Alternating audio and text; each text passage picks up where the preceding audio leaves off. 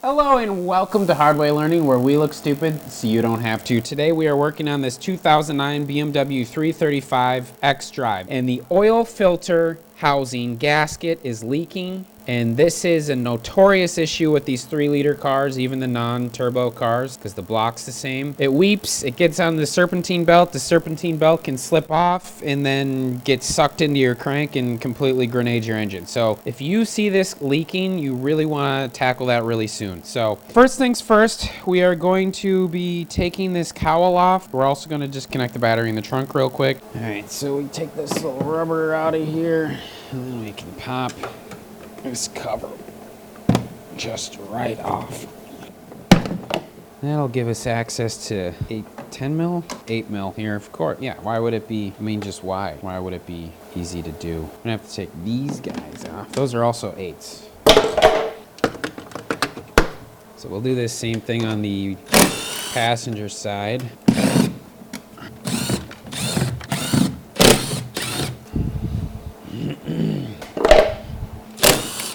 Cabin filter out of there. Get any of these sensors disconnected from the cowl. All right, now we'll take our, we'll disconnect this guy, which I have broken 2 of 3. Oh, managed to not break that one. We'll get the inner harness guy out of there. And then we should be able to get that cowl off. It's not bad, it's just, feels like just one more barrier in the way of working on this car as I was taking that cowl off. Squeeze this guy if we can.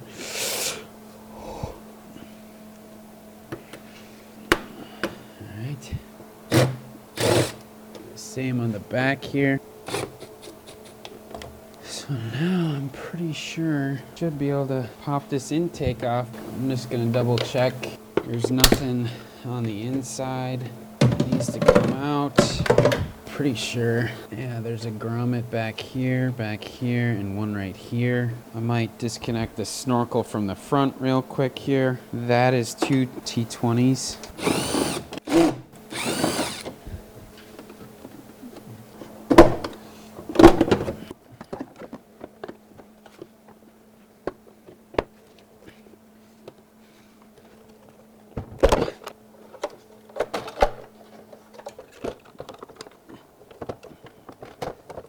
And take our engine cover off. It's 4 or 5 millimeter bolts.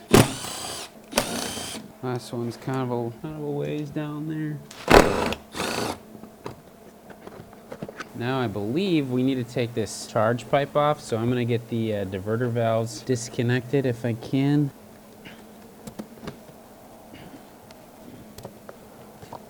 Disconnect the pre-throttle map sensor. All right, so that was kind of interesting. You gotta like hold the tab up and push the plastic out.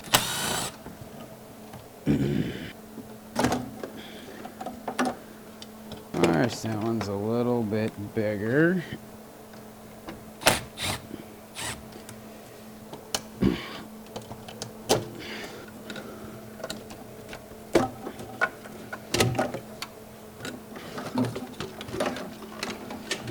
Alright, so now we're going to take our oil pressure cylinder connector off. We should have access to all of the intake bolts now. There's going to be a couple tubes back here that might be easier once we have the manifold loose, I'm hoping. 10 millis, 11 millis. First one's a bolt, the rest are nuts. Nuts! Good idea to have fresh intake manifold gaskets before you tackle this gerb. Might take a look at the intake valves as well to see if I need to clean those off at all. You know, just a lot of good old scope creep. Oh yeah, dropped her. Oh, we gotta get this Christmas tree off. Get that guy off. All right, I forgot to take the throttle body off, which I think might simplify how much stuff is still connected. So that's 4 10 millimeter bolts.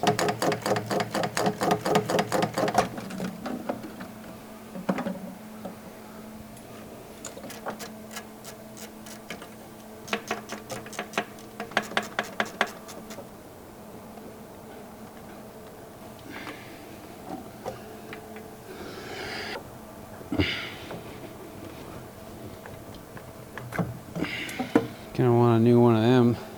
Oh, these harnesses look like they'll slide off of the intake manifold if we just get a little bit of leverage underneath.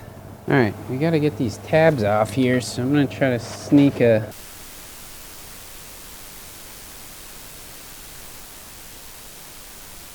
This thing right here sucks, right?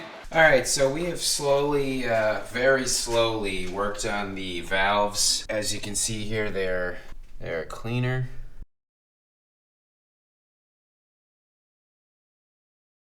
That was a combination of carb cleaner, media blaster, and brushes. Took a lot of time, but we're here now. We have the intake off. I drained the coolant via this lower cooler line.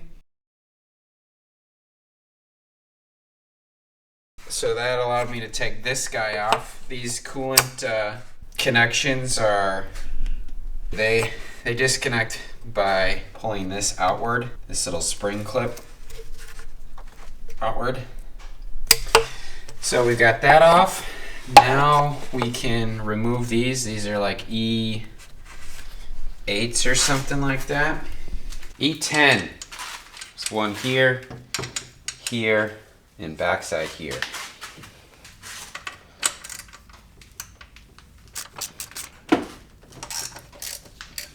I've got a replacement for the Mickey Mouse, so I'm going to take that off so I can get at that 10 millimeters. This will allow me to actually use a wrench, hopefully, on the backside E10.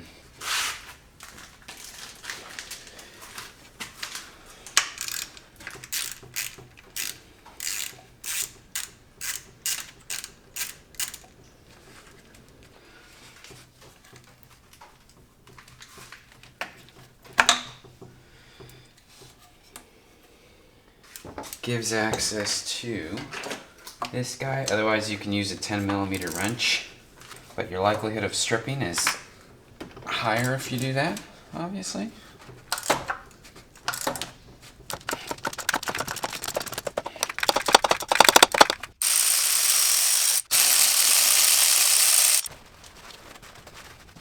Try to soak up as much oil as in this filter housing as we can. Alright, and this is the gasket we are replacing. So you can see that it's completely dried up and flattened out. Razor blade in here.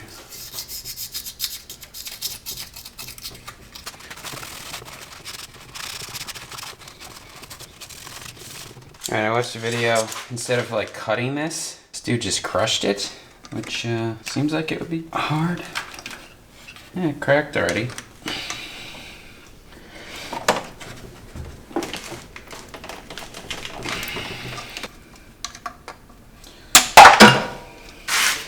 That's why you replace these, because they just get that brittle. So now I gotta sneak this guy out somehow.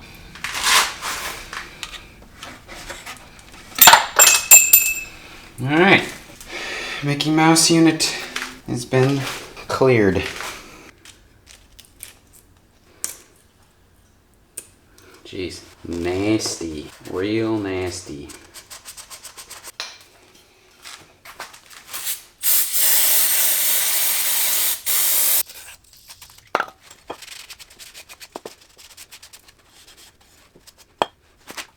Alright, oil cooler gasket has been replaced. Cleaned up the surface as best we could. These 3 bolts are torqued to 16 foot-pounds or 22 newton meters or 192 inch-pounds. Math. The longest bolt goes here, shortest bolt goes here, and the medium bolt goes over here, which is the one that you can't get at with the intake manifold in place, unfortunately.